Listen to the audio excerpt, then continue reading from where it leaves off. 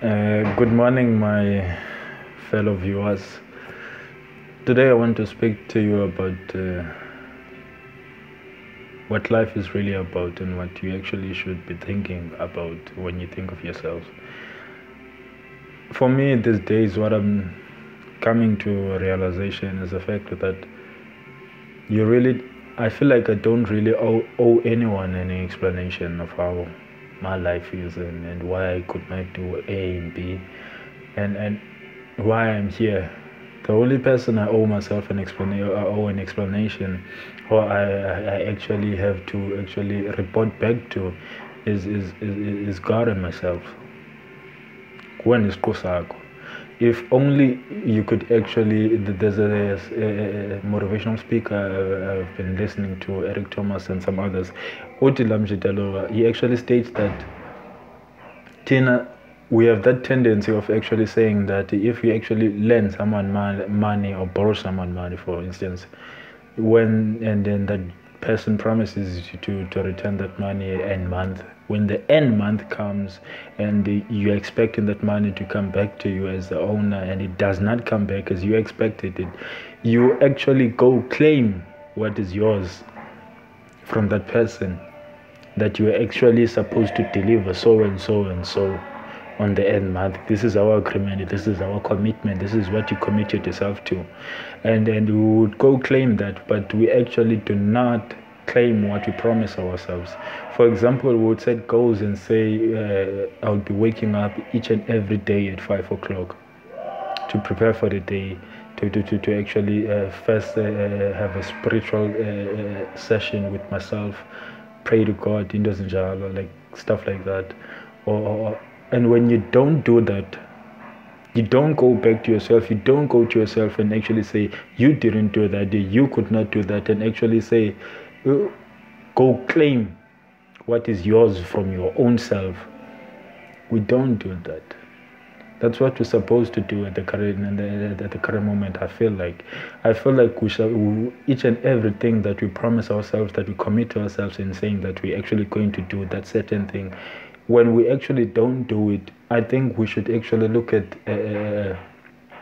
reasons as to why we could not do that, and if those reasons are not valid enough, because in each and everything that I do, I always must ask myself, why am I doing this certain thing?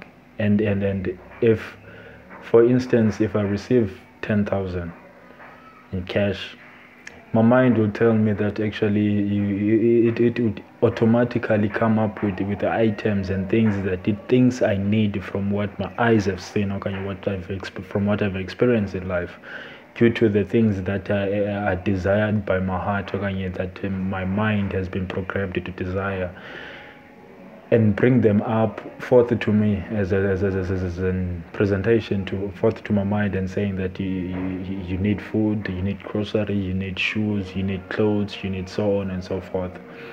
But if you actually ask each and everything that comes up to your mind, do I really need this? Or why am I doing this? Will it add value to what I want to become? Will it add value? Will it take me closer to what I want to be? If not, it will depreciate or lose its value. Once it loses its value, it means you're not supposed to do what you're currently engaging on.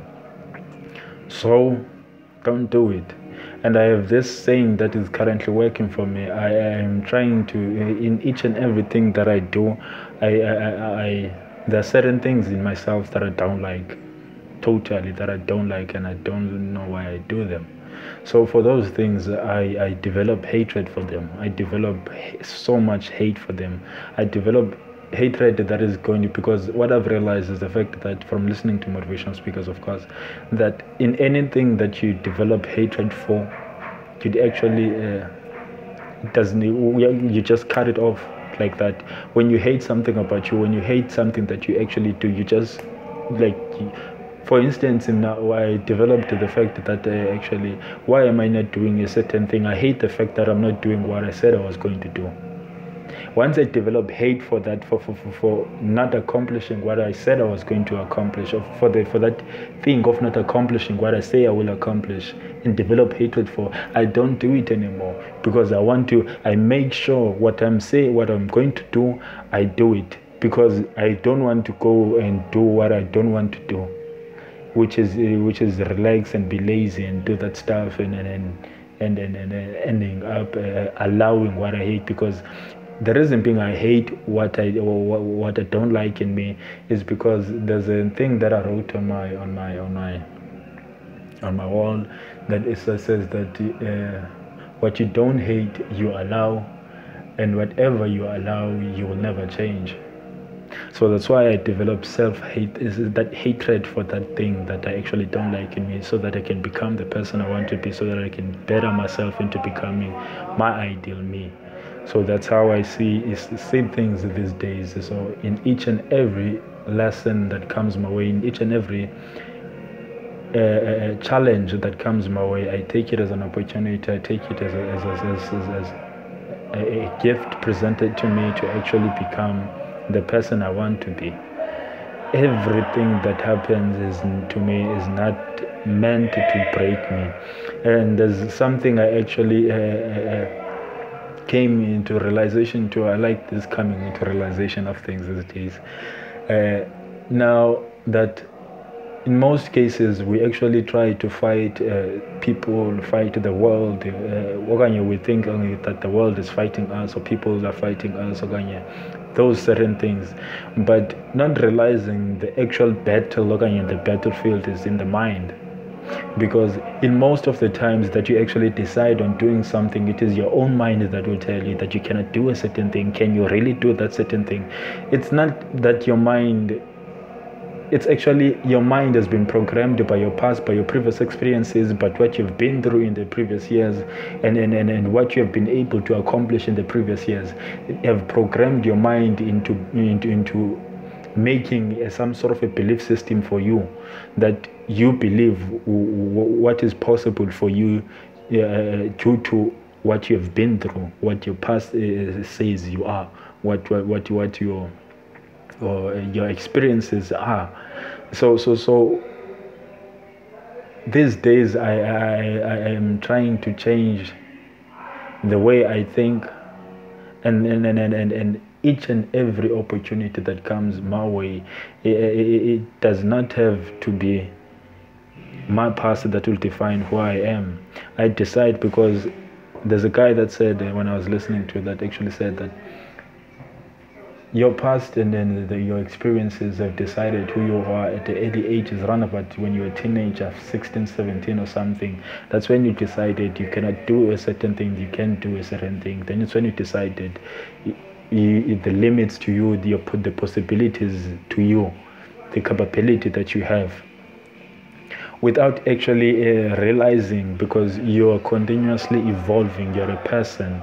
The person I am today, I can assure you I won't be the same person tomorrow. Or in the next hour, I won't be the same person, because I'm always continuously engaging on knowledge, on knowledge of self, knowledge of the world, knowledge of the people around me, knowledge of the things that happen around me. So I'm continuously evolving and becoming better and better of who I am.